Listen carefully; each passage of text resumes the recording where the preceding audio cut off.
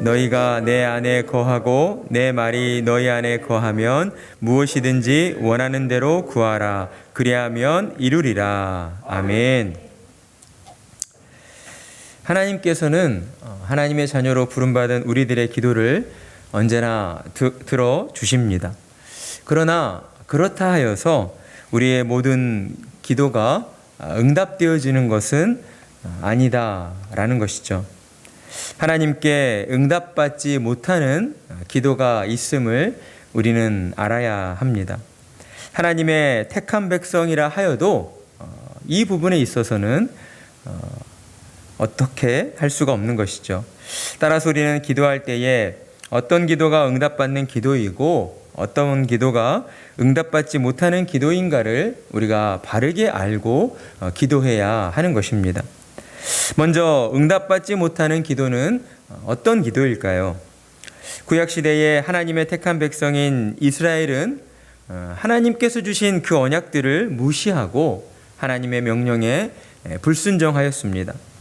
하나님께서는 분명 가나안 땅을 허락하신 후 가나안 땅에 들어가서 너희는 그곳에 이방 민족들과 섞이지 말고 그들과 함께하지 말고 그들과 결혼하지도 말고 그들의 모든 것들을 다 제거해야 한다, 멸망시켜야 한다라고 분명히 말씀하셨습니다.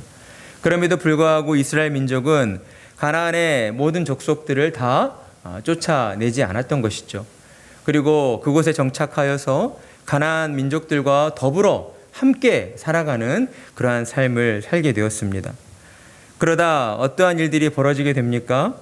하나님만을 섬겨야 하는 하나님의 백성인 이스라엘이 거리마다 우상 신을 섬기는 제단을 만들어 두고 이렇듯 바알 신에게 향을 피우고 기도하고 제사를 드렸다라는 것이죠. 그런데 그들은 그러면서 동시에 또한 하나님 앞에서도 하나님을 제사하며 또 하나님께 기도를 드렸습니다. 그들의 마음 가운데에는 두 마음이 존재했던 것이죠. 그들이 가나안 땅에 들어갔을 때에 바알신을 섬기던 가나안 민족들로부터 바알신을 잘 섬기면 그들에게 풍요의 그러한 복을 내려준다라고 하는 그런 이야기들을 그들이 듣게 되었기 때문입니다. 하나님께서 이스라엘 민족을 어떻게 구원해 주셨습니까? 애굽에 정말 노예로 지내던 그 이스라엘 민족, 정말 비참한 처지 가운데 놓여있던 그들을 하나님께서는 하나님의 사람 한 사람인 모세를 세우시고 그 모세를 통하여서 그들을 애굽의 노예로부터 구원해 주셨습니다. 그리고 그들을 시내산으로 이끄셔서 시내산에서 십계명의 두 돌판을 주시며 나는 너희의 하나님이 되고 너희는 내 백성이 되리라 라고 말씀하시며 그들을 하나님의 백성으로 삼아 주셨던 것이죠. 그러면서 하나님께서는 십계명의 두 돌판 가운데에 첫 번째 계명으로 너는 나 외에는 다른 신들을 내게 두지 말라라고 말씀하시며 나 외에 신은 존재하지 않으니 다른 신들, 그러니까 가짜 신, 우상들을 결코 가까이 하거나 섬겨서는 안 된다라고 그들에게 강한 명령을 내리셨던 것입니다. 그럼에도 불구하고 이스라엘은 이와 같은 하나님의 계명, 첫 번째 계명을 어기고 그들은 가나안 땅에서 바알 우상을 섬기면서 또한 더불어 하나님도 겸하여 섬기는 그러한 큰 죄악을 저지르고 있었다라는 것이죠. 그런 이스라엘이 바알을 섬기면서 또 하나님도 섬겼으니까 하나님 앞에 나아가 기도할 때에 무엇을 위해 기도했겠습니까? 분명 자신의 육신의 정욕대로 그들은 세상적인 부와 명예와 권력을 달라고, 풍요를 달라고, 성공을 달라고 그렇게 기도했던 것이죠.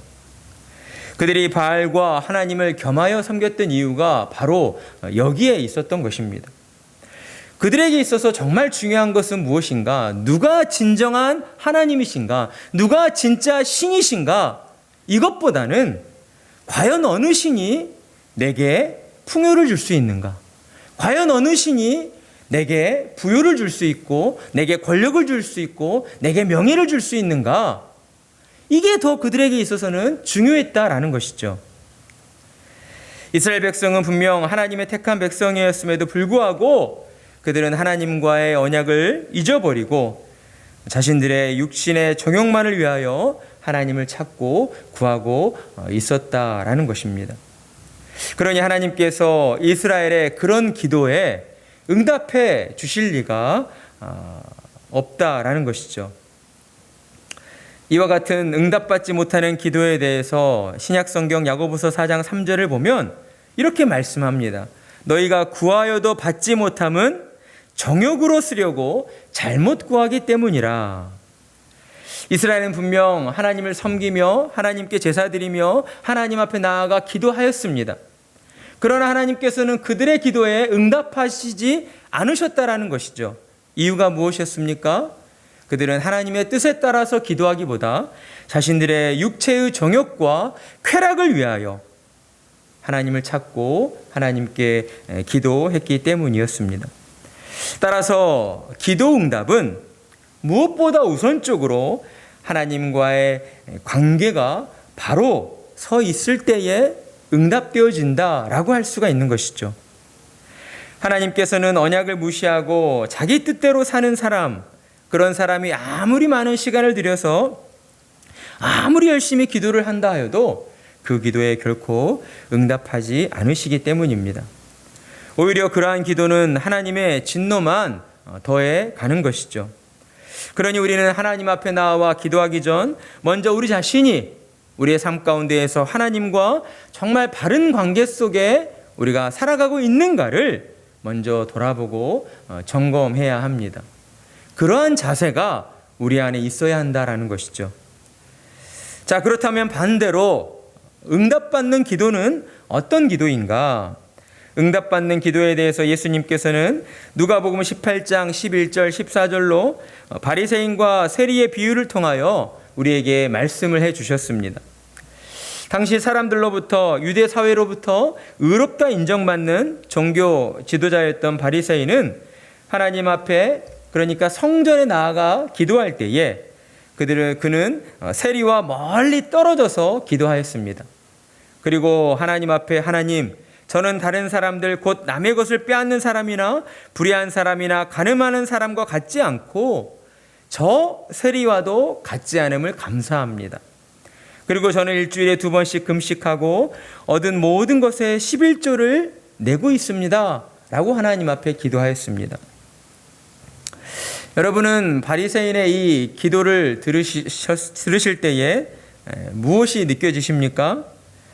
바리새인의 기도는 하나님과의 어떤 친밀한 대화를 나눈다기보다 하나님께 내가 얼마나 훌륭한 사람이고 내가 얼마나 신앙이 좋은 사람인가를 자랑하고 있는 것처럼 느껴지는 것이죠.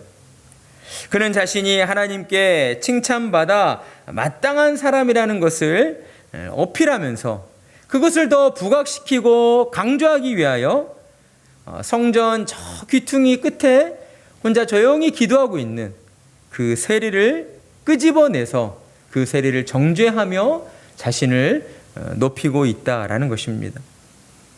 그러나 그와 반대로 당시 유대 사회로부터 유대 민족을 배신한 죄인이라고 그렇게 손가락질 받던 세리는 성전 귀퉁이에 서서 혼자 조용히 기도하고 있었습니다.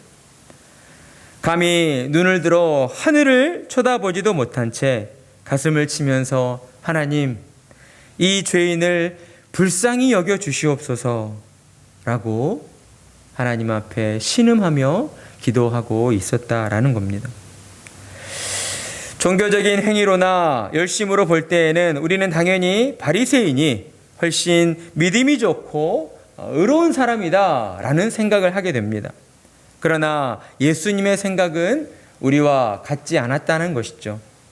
예수님께서 인정하시는 하나님이 의롭다 여기시는 사람은 불의를 행하지 않았고 예배를 잘 드렸고 일주일에 2번씩 금식을 하였고 자기가 번 수입의 11조를 꼬박꼬박 잘 드렸던 그 바리새인이 아니라 하나님 앞에 나와 눈을 들어 하늘을 쳐다보지 못한 채 그저 하나님, 이 죄인 불쌍히 여겨주시옵소서 라고 고백하였던 그 세리였다라는 것입니다. 예수님께서는 이와 관련하여 마태복음 5장에서 하나님의 은혜로 거듭난 성도들에게서 나타나는 8가지 특징, 곧 팔복에 대하여 우리에게 말씀을 하셨습니다. 3절을 보면 심령이 가난한 자는 복이 있나니 천국이 그들의 것이며, 4절 애통하는 자는 복이 있나니 그들이 위로를 받을 것이며. 그렇습니다. 하나님 앞에 나아가 기도할 때에 기도 응답을 받게 되는 사람은 어떤 사람인가? 세리처럼 하나님 앞에서 자신이 죄인임을 고백하며 또한 자신을 낮추는 그러한 겸손한 사람이다라는 것입니다. 예수님께서 팔복에 대하여 말씀하셨던 것처럼 하나님 앞에 나아갈 때에 자신의 죄로 인하여 그 심령이 가난해지고 자신의 죄로 인하여 하나님 앞에 애통해하는 그 사람이야말로 하나님 앞에 응답받는 자요, 하나님께서 주시는 형통한 복을 받아 누리는 그러한 복된 믿음의 사람이다라고 하는 것입니다. 자, 그렇다면 우리는 어떻게 해야 합니까? 우리는 어떻게 해야 하나님 앞에 나아갈 때에 우리 자신이 스스로 죄인임을 인정하고 우리 자신을 낮추고 겸손한 자세로 하나님을 찾고 구할 수 있는 것입니까? 여러분, 기억하셔야 합니다. 이 일은 우리의 힘과 의지와 노력으로 이루어지는 것이 아닙니다. 우리가 아무리 스스로 낮아지려 하고 아무리 겸손하려 해도 그것은 우리 안에서 우리의 어떤 무언가로서 이루어지는 일이 아니라는 거예요. 그렇다면 어떻게 할 때에 그러한 일들이 이루어지게 됩니까? 우리의 영혼이 예수 그리스도와 함께 있을 때에 이루어지게 되는 것입니다. 오늘 우리가 함께 읽은 말씀처럼 너희가 내 안에 거하고 내 말이 너희 안에 거하면 우리의 영혼이 주님과 함께 있고 주님의 말씀이 우리의 모든 것들을 지배하고 우리가 주의 말씀에 순종하며 나아갈 때에 우리는 주님과 동행하며 주님의 영으로 말미암아 하나님 앞에 우리 스스로를 낮추고 우리 자신이 죄인임을 온전히 깨닫고 하나님 앞에 저를 불쌍히 여겨주시옵소서, 하나님 저를 긍휼히 여겨주시옵소서라고 그렇게 기도할 수가 있게 되는 것입니다. 따라서 결과적으로 하나님께 응답받는 기도, 하나님은 어떻게 기도하는 사람에게 응답을 해주시는가? 먼저는 하나님과의 관계가 바로 서 있는 사람이어야 하고 그의 영이 예수님 안에 거하며 하나님과 사람 앞에서 자신이 죄인임을 늘 인정하는 그러한 겸손한 사람, 심령이 가난한 사람이다 라고 하는 것입니다. 우리는 기억해야 합니다. 하나님 앞에 나아가 무턱대고 열심을 내어 기도한다고 하여서 하나님이 우리의 기도를 다 들어주시고 응답해 주시는 것이 아닙니다. 하나님의 뜻대로 기도하는 자, 하나님의 마음을 품고 기도하는 자, 무엇보다도 우리의 영이 주님과 함께 있으며 우리 스스로가 얼마나 큰 죄인인가, 내가 얼마나 부족한 사람인가, 내가 얼마나 연약한 존재인가, 하나님의 은혜와 도움 없이는 아무것도 할 수 없고 온전히 살아갈 수 없다라는 것을 온전히 인정하고 고백하는 그러한 자세가 우리 안에 있어야 한다라는 것이죠. 그러한 자세를 가지고 하나님을 찾고 또 하나님 앞에 나아갈 때에 하나님께서는 우리의 기도를 기뻐하시고 우리의 모든 삶 속에서 하나님의 도우심이 또한 이루어지는 그러한 놀라운 일들을 이루어가 주시는 것입니다. 여러분의 모든 생활 속에서 늘 가난한 심령으로 오직 하나님의 은혜만을 구하며 하나님과 늘 동행하며 하나님이 주시는 기쁨과 감사로 충만함을 누리시는 그러한 복된 성도님들의 삶이 되시기를 간절한 마음으로 축복합니다. 아멘. 기도하겠습니다.